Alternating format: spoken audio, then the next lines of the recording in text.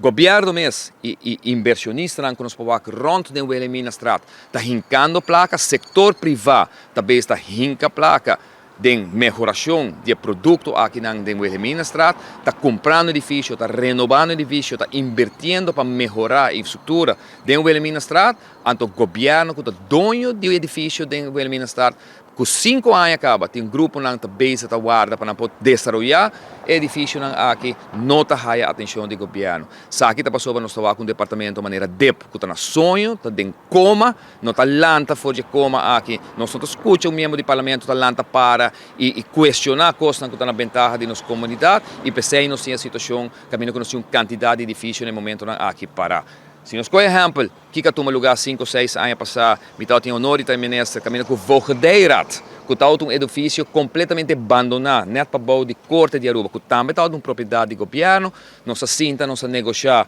com o Stadsherstel, que é stichting, uma fundação que está de inversionistas no local, não toma lugar over e ano passado, 2 anos passados, não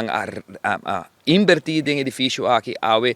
edifício que está em ruína, abandonado, está completamente derechado e aceita exatamente o que pode tomar lugar com grande quantidade de edifícios aqui do governo, se tem tique vontade de parte do parlamento do governo de Aruba para solucionar o problema aqui. A trove, está costa que não mester perjudicar o povo que não está que nós não vai no povo para pedir uma medida, para pôr peso extra na comunidade, mas a solução fácil que está adquirir corrom, que está adquirir, que vamos estimular a maneira da comunidade para decidir como que melhorar a situação aqui e corrigir a coisa aqui que está vai mesmo coisa que tem uma quantidade de outros assuntos no governo que pode atender com ele.